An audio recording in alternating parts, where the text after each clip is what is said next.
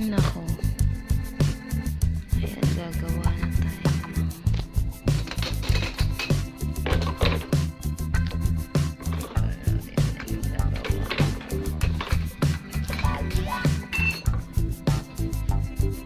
wardrobe.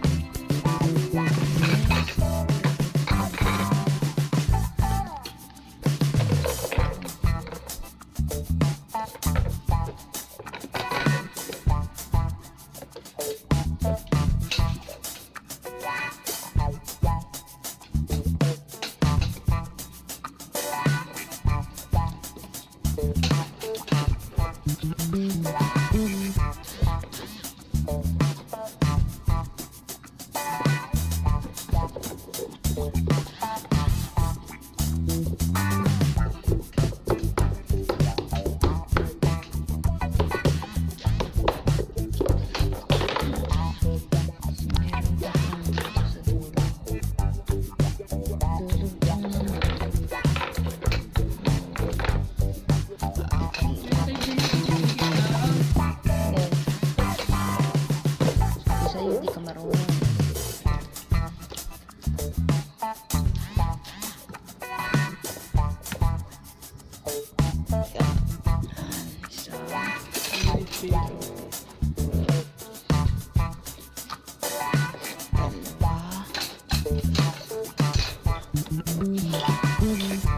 Itong isa madali lang ito.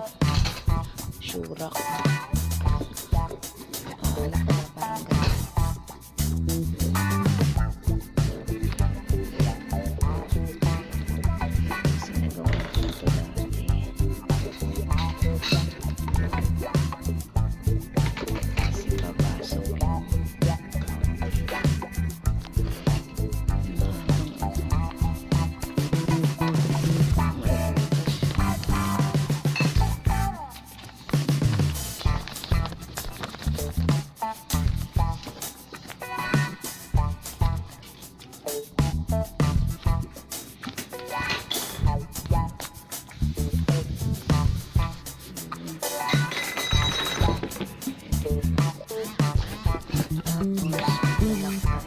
Isang ganito wala sa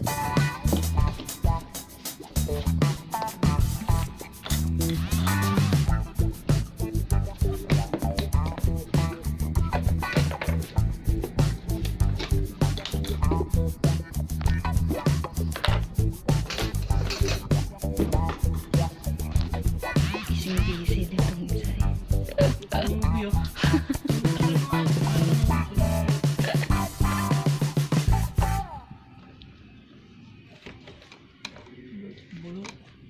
Bulok ka dyan. Tara, bumaba na yung nagawa ko.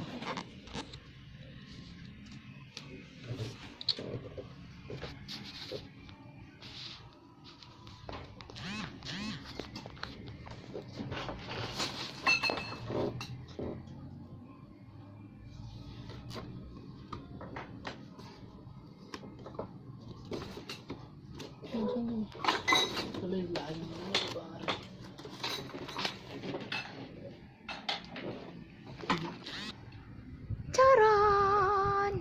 Na next layer. Ayan. Lagay ko na yan. Next. Ayan. Lagay ko na yan. Yung maliit na parang papel. Parang ano niya. Next na dapat ilagay ito. Dapat yung dalawang butas magkabilaan. Ayan, dapat ready na yung abang ng tatlong yan sa taas. Sila lagyan na din ng bakal.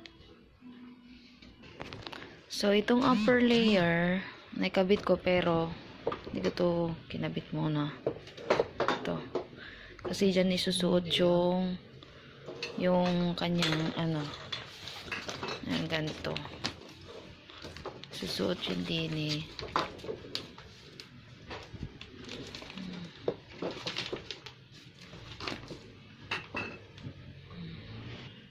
Ayan, nung mapasok ko na siya doon, in-insert ko na din itong dalawang to. So, Ayan. So, same din yung gagawin din sa kabila. Iaabang muna yung kabilang magkagilid. Tapos, ipasok na yung last. So, ayan. Same lang din siya sa kabila. Nakaangat.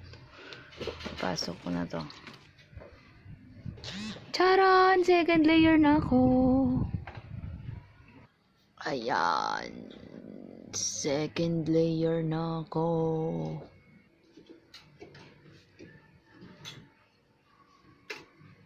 Mas maganda kung ganito, ready na siya ng ganyan para kabit na lang yung dalawa din sa kabila.